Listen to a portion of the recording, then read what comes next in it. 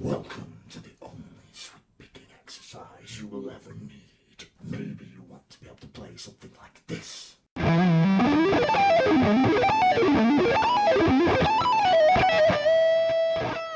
you must do is cross my palm with silver, and I shall show you the secrets. No, seriously, all you gotta do is just watch this video. Yo, in this video I'm going to show you the basics of the sweep picking technique. Now, is this the only sweep picking exercise that you'll ever need? No. However, I've been teaching sweep picking for a number of years now.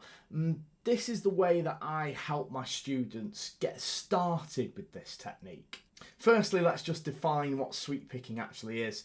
It's playing the notes of an arpeggio of a chord with a continuous motion of your guitar pick. And this is a difficult technique to get your head around because it requires a high degree of coordination between your picking and fretting hands.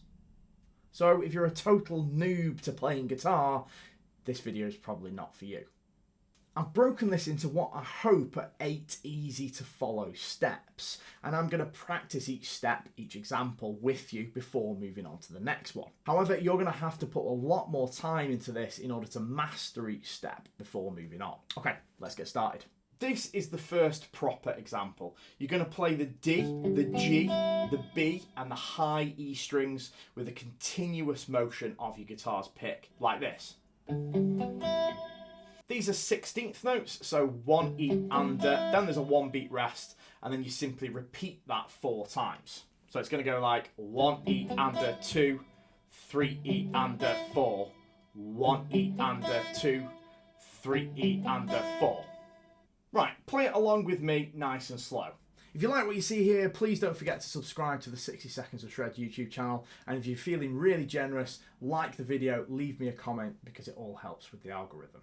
1, 2, 3, 4, 1 E under 2, 3 E under 4, 1 E under 2, 3 E under 4, and again, 1, 2, 3, 4, 1 E under 2, 3 E under 4, 1 E under 2, 3 E under 4. One more time. 3, 4, and.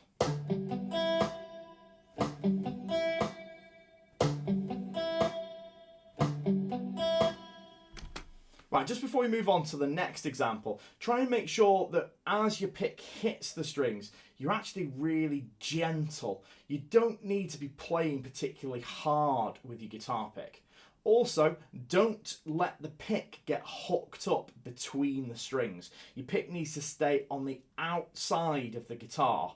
Well, what I mean by that is if you bury your pick between the strings towards the guitar body, then you're going to find that there's lots of resistance against the pick. If you have the pick on the outside of the strings, i.e. away from the guitar body, you'll find that there's less resistance and the whole motion will be a lot smoother as a result. Okay, so example number 2 is the same thing but with an upstroke.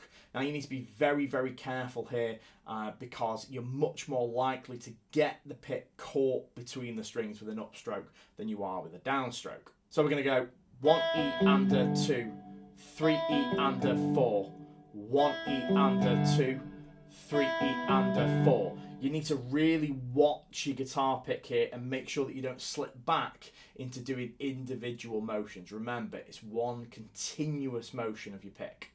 Right, let's give it a try. 1, 2, 3, 4. 1 E under 2, 3 E under 4, 1 E under 2, 3 E under 4. And again.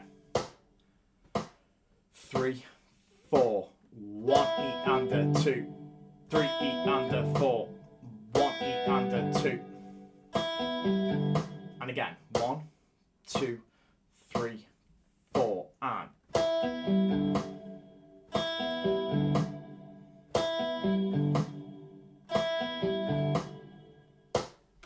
Right, moving on to example number 3. This is just a combination of the first and the second exercise. So you're going to start with the first exercise, a downstroke of your pick on the same 4 strings as before, a 1 beat rest, and then an upstroke. Right, let's do it. Right, after 4. 1, 2, 3, 4, down. Up. down, up, and again. 1, 2, 3, 4, down, up, down, up. One more time.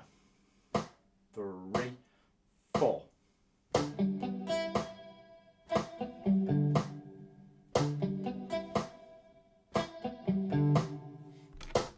Okay, on to example number 4. Now this one's quite a bit harder because we're going to play some fretted notes with our fretting hand, believe it or not.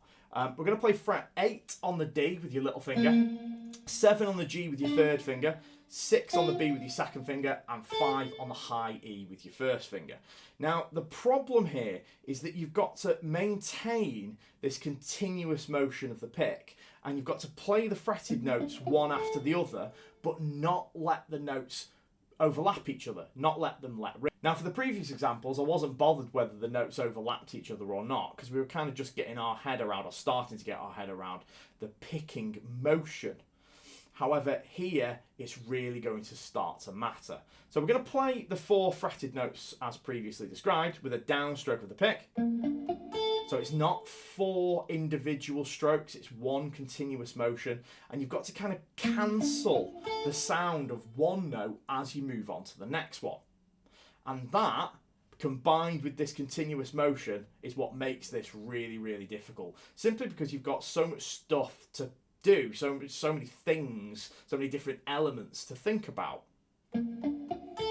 So you really are going to have to practice this in isolation before you try playing along with me.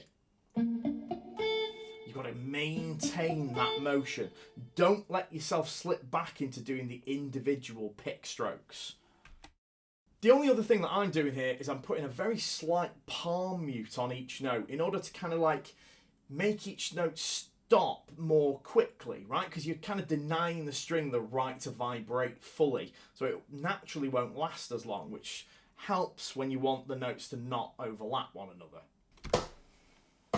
3, 4, 1 E and a 2, 3 E and a 4, 1 E and a 2, 3 E and a 4, and again 1, 2, 3, 4, 1 E and a 2, 3 E and a 4, 1 E and a 2, 3 E and a 4. One more time. 1, 2, 3, 4, 1 E and a 2, 3 E and a 4, 1 E and a 2, 3 E and a 4. On to example number 5, which is just the same thing but with an upstroke. And be very, very careful again that you don't get the pick hung up between the strings.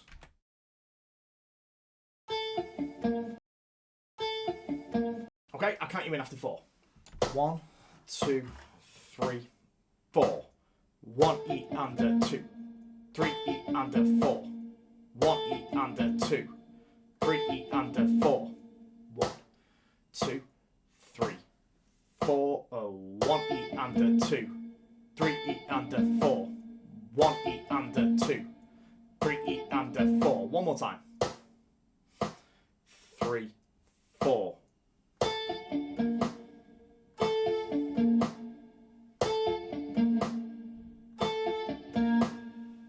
Right, now on to example number 6, which is a combination of example 4 and 5. We're going to do the downstroke one first, then a 1-beat rest, then the upstroke one, then a 1-beat rest, and then repeat.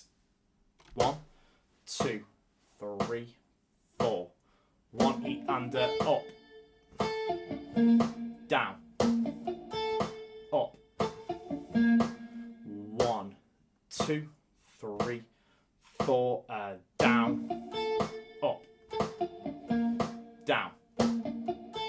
Up. One more time. 1, 2, 3, 4, and down. Up.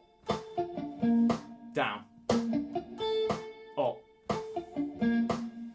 Example number 7 is our penultimate exercise for today, and it's where we start bringing it all together. We're going to do our downstroke arpeggio first, and then the upstroke arpeggio without stopping. So we're going to go down, up. you're going to end up playing fret 5 on the high E twice in a row. Right, let's give it a try. After 4, oh, I've left a 2-beat rest at the end of each bar just to give you a little second to just think about what you're doing next. 1, 2, 3, 4. 3, 4. 4.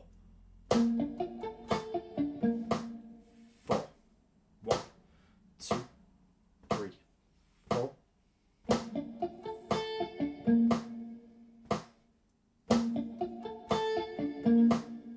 One more time. 1, 2, 3, 4.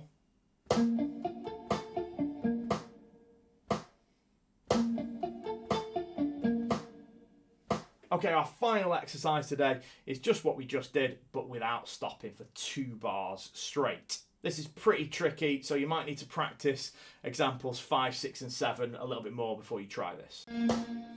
2, 3, 4.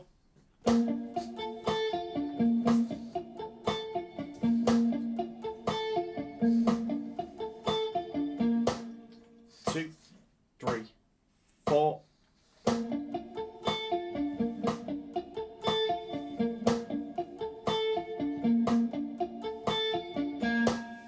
One more time. 3, 4.